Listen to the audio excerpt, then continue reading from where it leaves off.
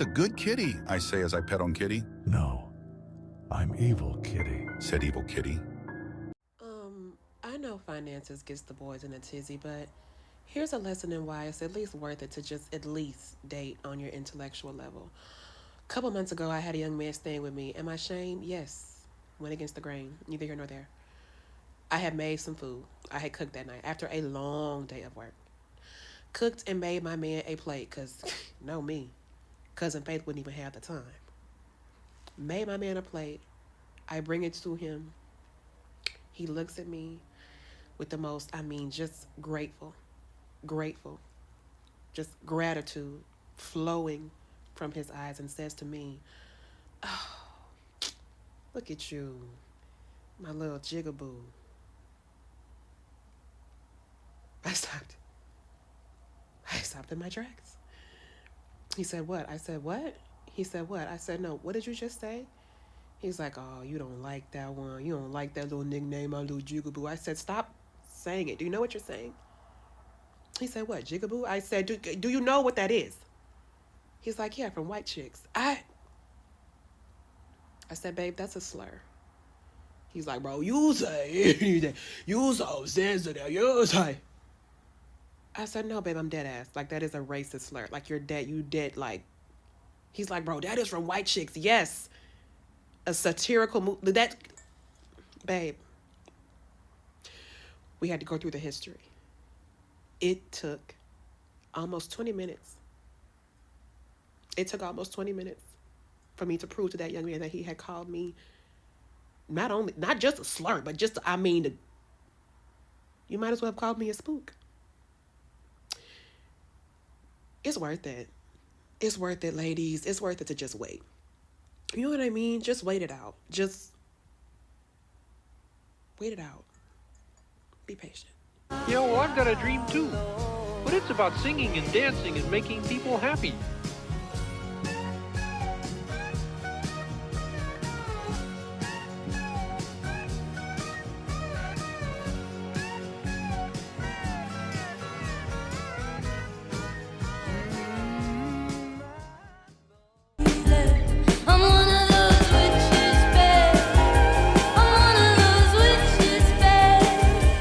You mean to tell me that his whole friend group consists of bums, snakes, and losers? But he's not.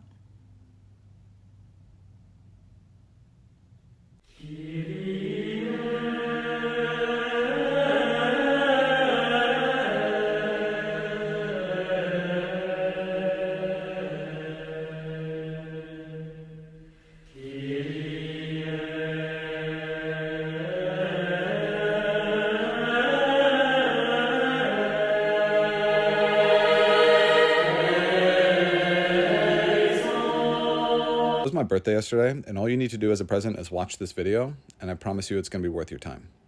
I turned 34 years old, which means that it was like 29, 30 by the time the pandemic hit. And I realized looking back over these last 4 years now that I don't even have any real, truly meaningful memories. It's almost like 4 years of my life didn't happen. That's 4 years of my life that I'm not going to get back.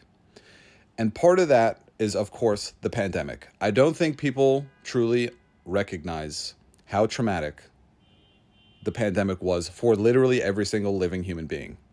We all experienced the death of a life that we grew up with and are just thrown into this new world, and we have no clue how to navigate it, right? That's insane for our brains to comprehend. Then you factor in the push to technology, the push into the phones, all that stuff. Of course, we're all messed up in the head. If I think about the last 4 years of my life, I can't literally, if you ask me like what are the most meaningful memories, I'll struggle. I'll come up with stuff, but I'll struggle. Like I had a cake at some point. That was good. That's a memory. Okay. There's stuff, but it's hard for me. That's horrible. That's 4 years of my life that are gone. Part of it, of course, is the things that happened. I was depressed for a long time. It took me a long time to get out of that. Then I got out of it, but I was more like, I don't know what to do. I don't know where to go. A lot of it is on me. Okay? I've been wasting days. And I know in the grand scheme of my life, it's technically not going to be a waste. I've been spending way too much time in my phone. Yes, it's because I'm trying to grow my following, and that's worked, and that's been rewarding in its own way, and blah, blah, blah. But what I've come to realize is that those big grandiose moments are not really what makes up life. It's little things in every single day. People think that like, once I achieve this thing or that thing, that's when I'll be happy in life. That's not what it is. Because for one thing, those things are only going to happen every 5 years, if you're lucky. Every single day, there needs to be some kind of meaning in it. Some kind of unique, special moment that you sit in and you appreciate for as long as you can. I've essentially been wasting days, and we do not get enough days to be able to afford to waste them. And yes, all of this is being amplified by the fact that I'm now in my mid-30s, and this is some kind of midlife, quarter life, whatever, crisis that I'm having. But it's better to hear it from me so you can get ahead of it. Because if you're in your 20s and you're watching this and you're going, whoa, 34, that's I'll never be that. It'll be here tomorrow, I promise you. Time has like a compounding effect where the older that you get, the faster it goes. So my message is this: no more wasted days. I'm talking to me, I'm also talking to you. I've spent way too much time in my phone, not actually living my life. And yes, that's been intentional because I wanted to grow my following and blah, blah, blah. But I also recognize that it's done a lot of damage up here. I've seen the damage happen and I've let it continue, and I'm not doing that anymore. So yes, the last 4 years has been insane. We live in a dystopian disaster. Probably going to be weird for a while longer. But no more wasted days. That's my message. Okay, thanks for the engagement. Anyways, if anybody wants to leave the US right now, here's a list of countries that have digital nomad visas and also some global remote job boards that you can find to find those jobs. So for each country, I put the minimum income requirement and then anything else that is unique about it. And the ones with a sparkle are commonly known as the more easy ones to get. And also, not all of these are digital nomad visas. Some of these are tourist visas. There's the rest of Europe, and then here is North and Central America. I was kind of shocked there weren't more options here, but here's Asia and South America. And a lot of the Caribbean countries not only have the least expensive options, but they're also very easy to get. And then lastly, we have Africa and down by Australia.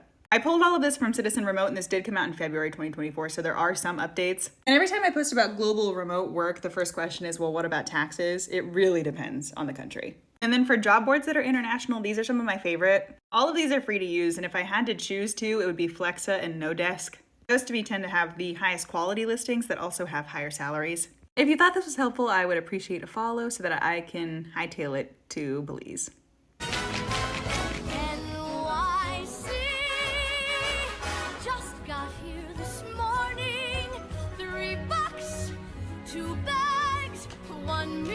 And if you're a female, go harder than these niggas, because it's tough out here, but you gotta understand, like, the more rocks that are thrown at you and the harder the road is, the more strength that you're building. So at the end of the day, you're gonna prevail, and you're gonna be better than the next person that got it easier than you. Wednesdays, am I right? What are you working on? Pack anything good for lunch? I'm unpacking a PB&J. Let's just get out of here. Let's play some hooky. I got a picnic set up in my car. What are your plans this weekend? My hammies are so sore from leg day. You look so tense. Why are you so tense? Let me get in there. Yeah, which is obviously why I was just kidding around. I'm joking. Dang it, my shoes are tied.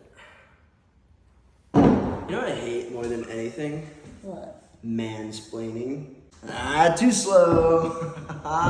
Did you give me my phone back? Who's Jake?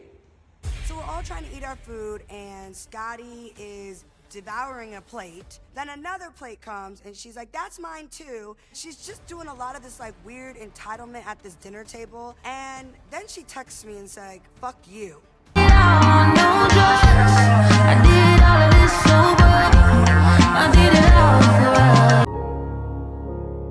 You name your babe like Kevin after your iPhone 11. Imagine you had bright red hair and somebody came up to you and said, I don't like your blue hair. What would you think? You would probably be like, what are you talking about? I don't have blue hair. Now take that concept and apply it to people's opinions and what they say about you. If you know yourself, you know your truth, you know what you stand for and what your intentions are, then what people say about you and think about you does not matter. Their perception of you does not take away from who you are. You're never going to be allowed to be happy. You're going to have to do it whether them motherfuckers like it or not.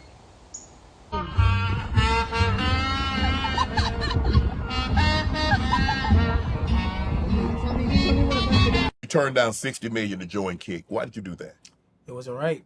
Man, I couldn't join Kick at the time because it was like, I got to realize, like, not all money is good money. Some money, I think some money you could take and some deals that you could sign that would like literally jeopardize and slow down everything that you built up for. Sometimes you gotta just say no. Like, right. This is not this.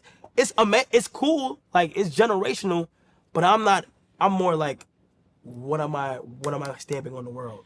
Like, what am I gonna be known for? So like, I don't even, if it don't make sense, I'm not doing it. They, like, you know what I'm saying? Like, I have such a great community where I'm at right now. Why would I leave it?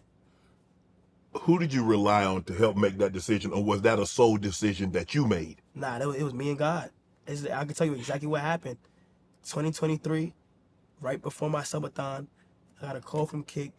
They say, hey, we got these millions for you to do 15 days on Twitch, then come to Kick for 15 days, and then reveal that you're on Kick. And I said, I told my team, I said, I can't do it. I didn't want to do it. They hung up. As soon as I hung up, I got down on my knees and I put my hands together and I prayed and I said, God, I just turned down a crazy amount of money that can help me for a lifetime, but I just hope you keep me on the road of staying focused and being able to achieve my dreams at a natural pace, at my own pace. And he answered. Like, I literally just locked in, and it's like when you get money, it's like you don't. It's like, how do I explain it? It's like when you get to a certain level, point, how much more money do you? Yeah, like, you know, like when you get to what can I do with the money that I'm making that I needed this? Yeah. Because if I need that, I got a problem to begin with. I'm probably gonna blow through that. Right. That's what I'm saying. So like, I'm like, damn, like I can't. Like, I'm already blessed financially. Like, why would I need to do this? Right. Like, why? I'd rather play the long game and a more natural, organic route. I mean, you turned down that Steph. Steph makes 55 a year. Dak Prescott makes 60. That's professional high, top of the food chain. But think about it though. Steph is doing what he loves. Yes. It's basketball. He getting paid to play the game that he loves.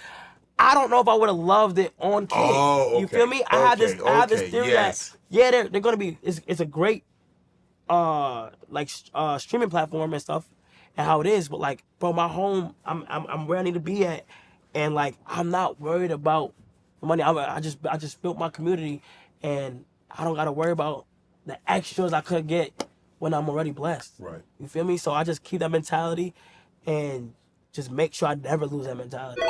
Evil Empire, laughing all the way to the bank. Hey, Glock, so do you think, man? I'm glad it's a girl. And I hope she'll be a fool. That's the best thing a girl in this world can be. A beautiful little fool.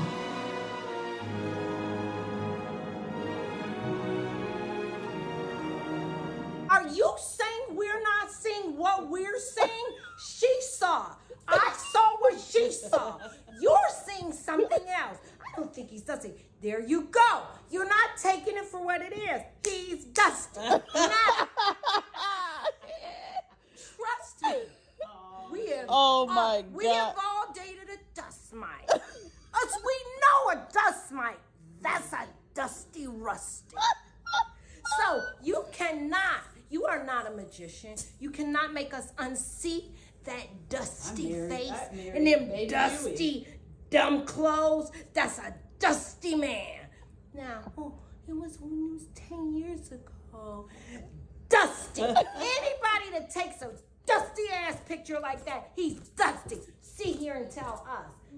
He's not really, he really is dusty. Oh My God. He has crumble in his beard. Oh. Not shaped, lips hanging.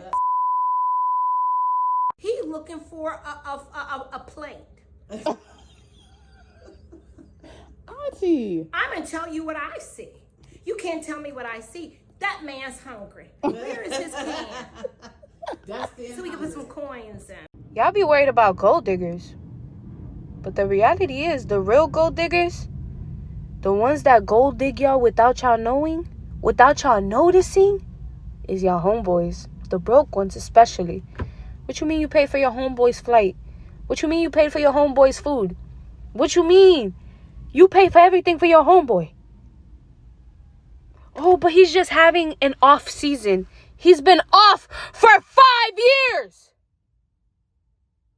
How long is a season, bitch? 5 years? And then he be the same homeboy talking about some, no, them bitches want to use you for your money. You the bitch using him for his money. And if you tell me I'm wrong, I'm not. I've seen it. That's why they call me La Real. Not the fake. Just know that, love. The fuck? Over here taking more money than the actual females. Oh, hell no. Here's some things I learned this year. You can have multiple careers in your life. Society puts a timeline on all of us. When to have kids, how long you should stay at a job. Find your own pace. Trust your gut. It's always right. It's okay to make mistakes. Nobody is right all the time. Apologize, move on, just make good on it. When you're avoiding failure, just know you're also avoiding success. We need to take care of our body because our body is going to take care of us. Be open to learn from others. And also don't be afraid to teach others and to also be a mentor. I'm a mom, and for all you moms out there, just know it's not a competition. Just be the best mom that you can be. I love you. Children are naturally happier because they follow their natural inclination to do somatic healing. They constantly move, sing, dance, and the adults around them suppress them, telling them, stop doing that, that's too much. And that's why they become bitchy ass, annoyed ass adults. So do your fucking dance. I'm 37 years old. I have no kids. I have no husband. And this is my face. No Botox. None of that. No filler. This is my face. You can see I can still fully move it. And I can tell you guys right now, the best choice that I've ever made, not having any children, tried dating scene, wasn't a long-term relationship for a while, and just ultimately chose myself at the end. And I just feel very good with life, very good with myself. And yeah, I make sure to do my skincare all the time. I do have a few pimples. I'm going through my menstrual phase right now, so that's bound to happen. But ladies, I will post a video of my skincare routine. I'm telling you, sunscreen, retinol, caffeine under the eyes is all you need. You don't need to do too much. Don't need to do too much, and you will remain youthful. Within your glow, within your energy, all of that. Showtime up. You're not able to stand on business because your life became interesting when the man came in it. It wasn't interesting before he came in it. You see, this week, I have free floor arrangement classes to take. I have singing lessons to take. Next week, I'm going skydiving. When do I have time to think about a man with all of that going on? My life was interesting before you came here, and it will be interesting when you leave. Period. How are you doing? I'm okay.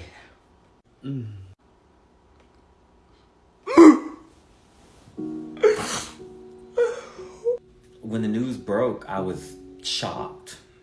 In tears almost. I mean, they really looked like a happy couple in the last episode. I feel like Mike Tyson spit in my face and bit my ear off. Yeah. And that is a pain that no man should have suffered. That was my best friend of many, many minutes. And, excuse me. Monica knows she should have just let Brandy have that boy. I mean, hell, she wrote the song. Oh, come here, girl. Come here.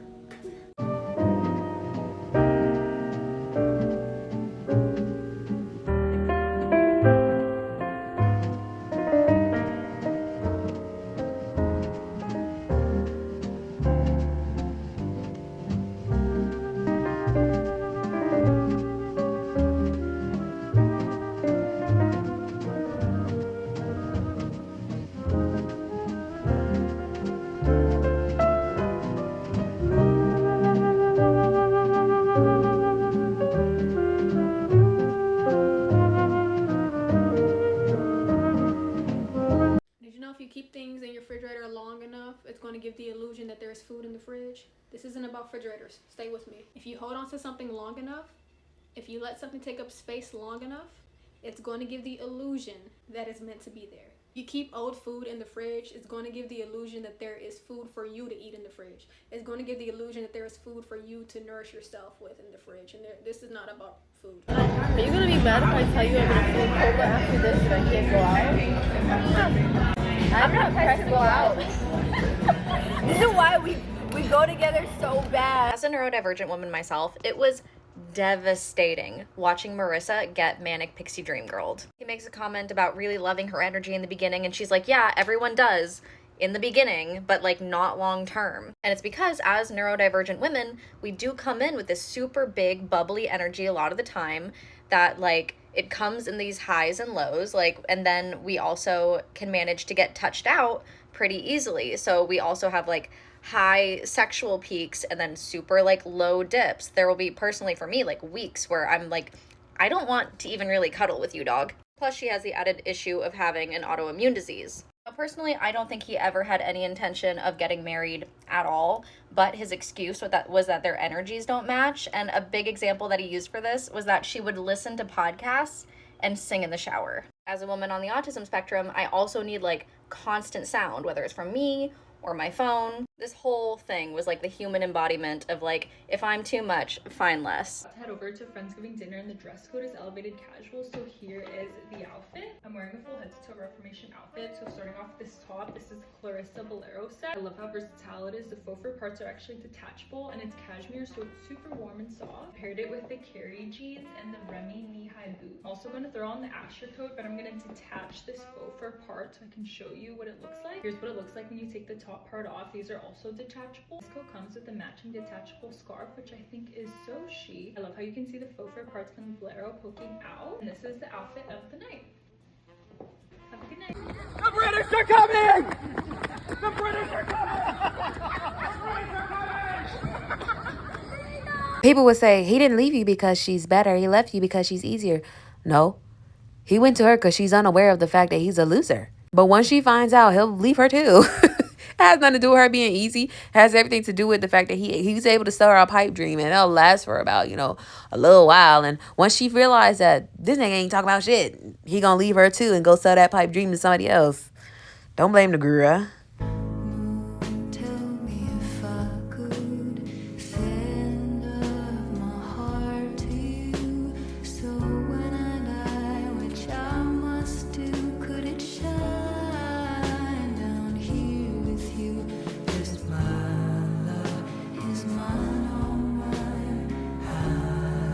Most people don't realize that the reason that they can't be consistent with things is because they, 1, have internalized chronic shame, and 2, have no idea how to actually source safety for their nervous system, and therefore cannot do things consistently because you need to feel safe and not ashamed of yourself in order to be consistent.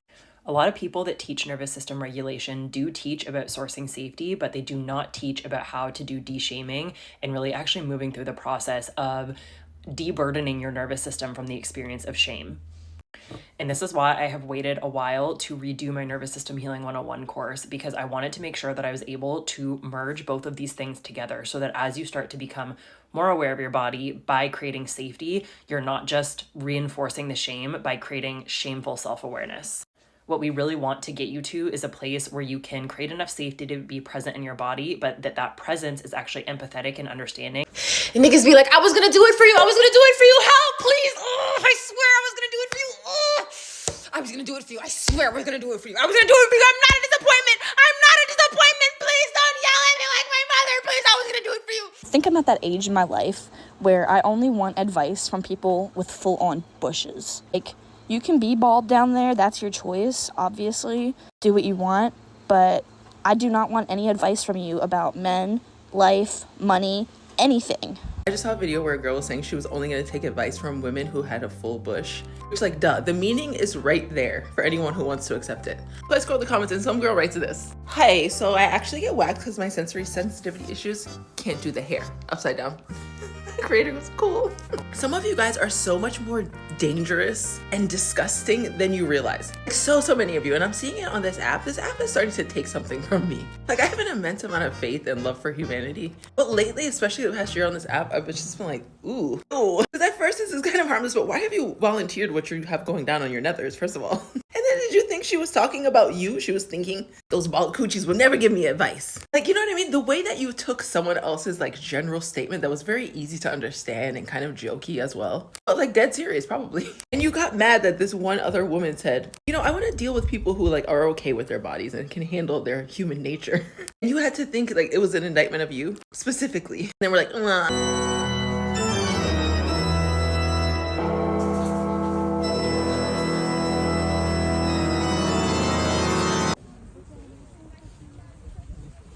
24 today, 24. 24? Hallelujah, hallelujah. Wait.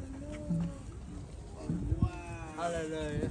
Little girls, old women, and whores are patriarchy's natural enemy, which is why you have been taught your entire life never to believe a word that they say. Little girls, by virtue of their age, are too young to buy in and not developed enough to understand their role in maintaining the lie.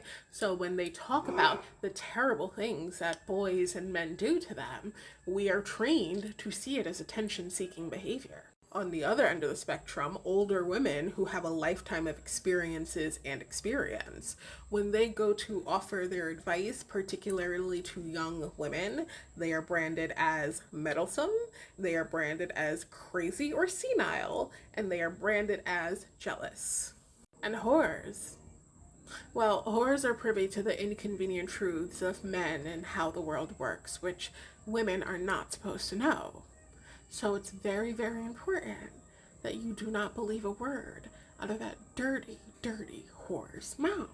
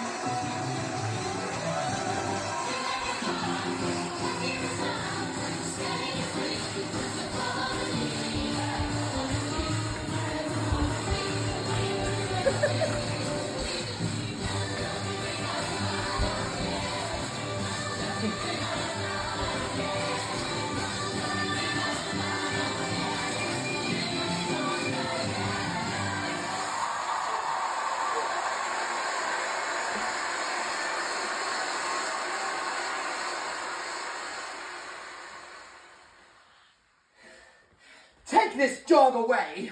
I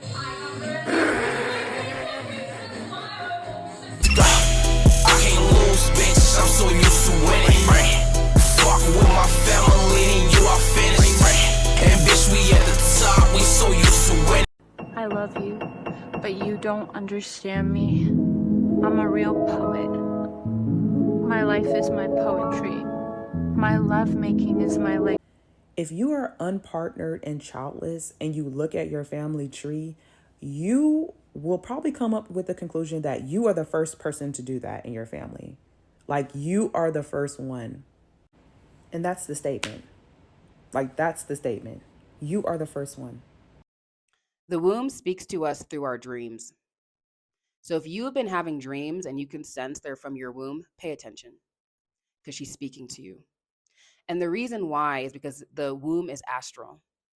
All right, I talk about this on my YouTube, The Sacred Truths of the Womb Exposed. You can go check it out. But the womb is astral. And the reason why the womb uses the dreams as a conduit is because the dreams and the womb speak a similar language. All right. This language is all about metaphors, motifs, similes. It operates, the womb and the dreams, our womb and our dreams operate outside of linear time. They operate in cyclical time.